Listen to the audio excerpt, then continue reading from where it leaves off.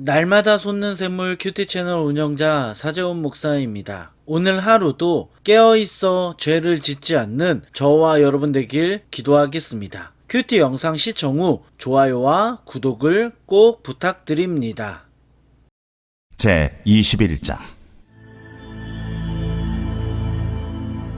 내 하나님 여호와께서 내게 주어 차지하게 하신 땅에서 피살된 시체가 들에 엎드러진 것을 발견하고 그 쳐죽인 자가 누구인지 알지 못하거든 너희의 장로들과 재판장들은 나가서 그 피살된 곳의 사방에 있는 성읍의 원근을 잴 것이요, 그 피살된 곳에서 제일 가까운 성읍의 장로들이 그 성읍에서 아직 부리지 아니하고 멍에를 매지 아니한 암송아지를 취하여 그 성읍의 장로들이 물이 항상 흐르고 갈지도 않고 씨를 뿌린 일도 없는 골짜기로 그 송아지를 끌고 가서 그 골짜기에서 그 송아지의 목을 꺾을 것이요, 레위 자손 제사장들도 그리로 갈지니 그들은 네 하나님 여호와께서 택하사 자기를 섬기게 하시며 또 여호와의 이름으로 축복하게 하신 자라.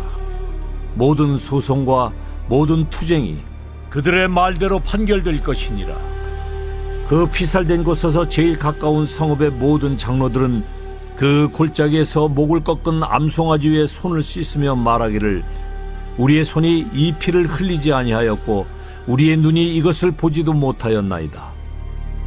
여호와여, 주께서 속량하신 주의 백성 이스라엘을 사하시고 무죄한 피를 주의 백성 이스라엘 중에 머물러 두지 마옵소서 하면 그 피 흘린 죄가 사함을 받으리니 너는 이와 같이 여호와께서 보시기에 정직한 일을 행하여 무죄한 자의 피 흘린 죄를 너희 중에서 제할지니라.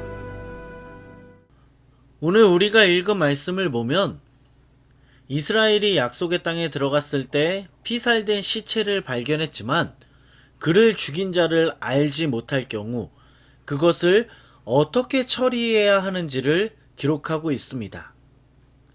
먼저 오늘 말씀 1절 2절을 보면 약속의 땅에서 피살된 시체, 즉 누군가에 의해서 죽은 시체를 발견했을 때 제일 먼저 그 시체와 가장 가까운 성읍이 어디인지 거리를 측정하라고 합니다. 피살된 시체와 가장 가까운 성읍에 사는 사람들은 그 죗값을 치러야만 했습니다. 가장 시체와 가까운 성읍에 있는 장로들은 아직 일을 해보지 않은 암송아지를 골짜기로 데리고 가야만 했습니다. 그런데 암송아지를 데리고 가는 그 골짜기는 반드시 물이 항상 흘러야 하고 한 번도 농지로 쓰인 적이 없어야만 했습니다. 여기서 장로들은 암송아지의 목을 꺾어 죽여야 했습니다. 암송아지는 살인자를 대신해서 죽었습니다. 여기서 암송아지를 죽이는 것은 하나님께 제물을 드리는 제사 의식이 아니었습니다. 암송아지는 지금 살인자의 죄를 대신해서 죗값을 치르고 있습니다. 우리는 여기서 암송아지가 살인자를 위해 대신 죽는 것을 보며 하나님은 죄에 대해서 그냥 넘어가지 않으신다는 것을 알 수 있습니다. 죄에 대하여 하나님은 반드시 대가를 치르게 하십니다. 죄에 대하여 반드시 대가를 치러야 한다는 것을 오늘 말씀을 통해서 알 수 있습니다. 여러분, 성경을 보면 하나님은 죄에 대해서 그냥 넘어가지 않으십니다. 아담과 하와가 죄를 지었을 때 그들을 저주하시고 에덴 동산에서 쫓아내셨습니다. 아담과 하와를 심판하셨습니다. 또한 가인이 아벨을 죽였을 때 하나님은 가인을 저주하시고 그에게 죄의 대가를 치르게 하셨습니다. 노아 시대에는 어떻습니까? 노아 시대의 이스라엘 백성들이 먹고 마시는 거에 빠져 그들이 죄를 지을 때 하나님은 그들의 죄를 물로 심판하셨습니다. 그들의 죄를 묵인하지 않으시고 그들을 다 물로 심판하셨습니다.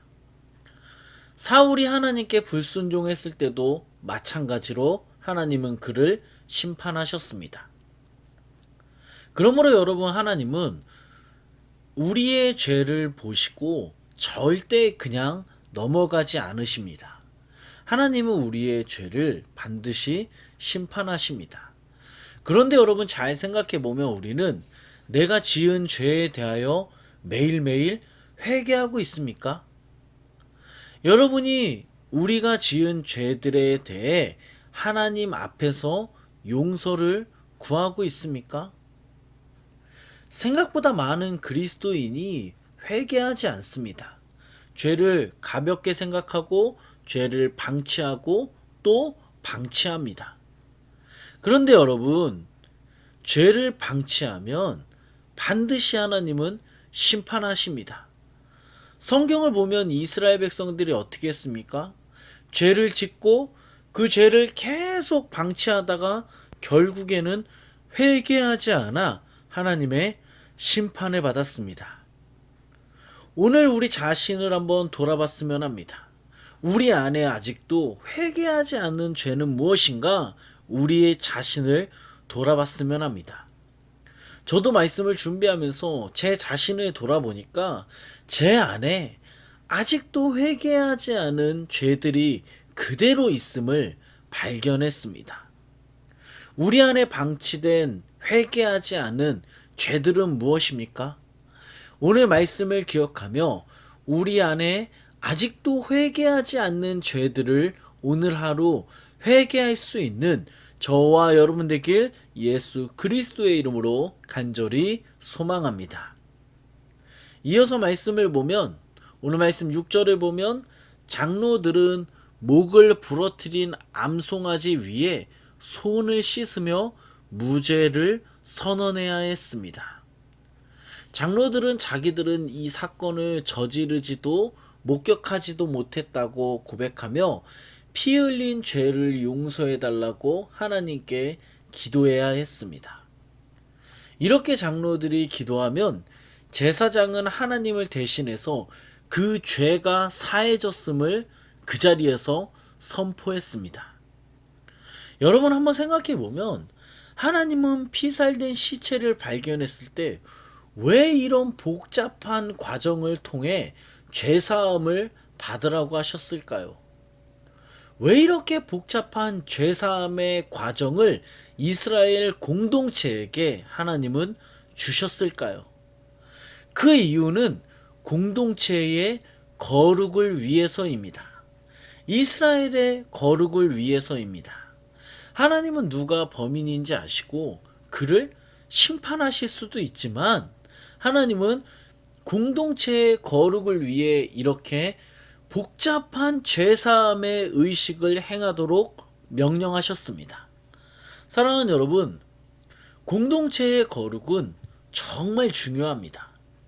구약 성경을 보면 공동체 안에서 한 사람이 거룩하지 못해 이스라엘이 전쟁에 패하기도 했습니다.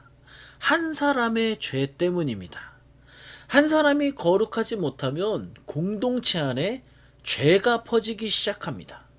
한 사람 때문에 공동체가 심판받을 수도 있습니다. 한 사람의 죄 때문에 하나님의 말씀이 들리지 않을 수도 있습니다. 그러므로 여러분, 우리는 죄에 대하여 경계심을 가져야 합니다. 한 사람의 죄 때문에 공동체가 망가질 수도 있습니다. 반대로 한 사람의 거룩 때문에 공동체가 살아날 수도 있습니다.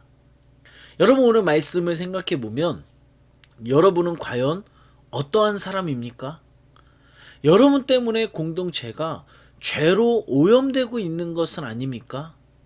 오늘 말씀을 생각하며 죄를 멀리하며 경계할 수 있는 저와 여러분 되기를 예수 그리스도의 이름으로 간절히 축원합니다.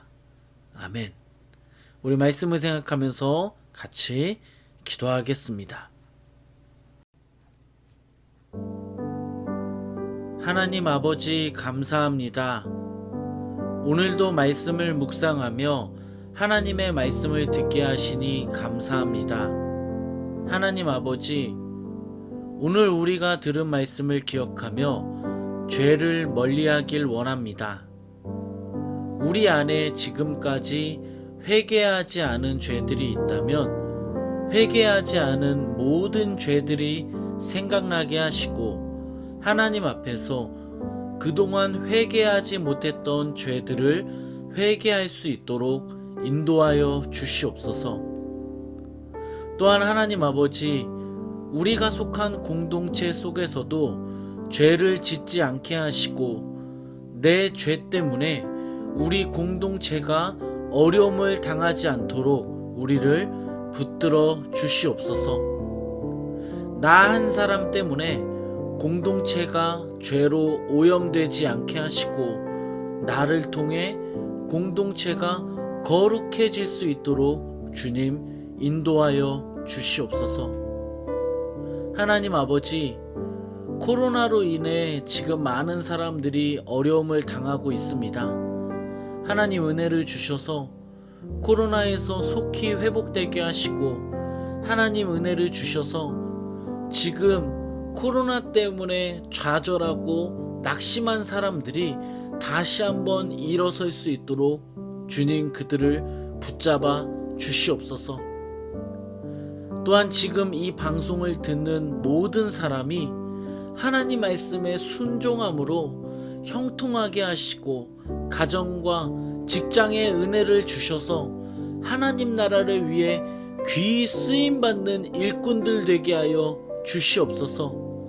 이 모든 말씀 예수님의 이름으로 기도드립니다. 아멘.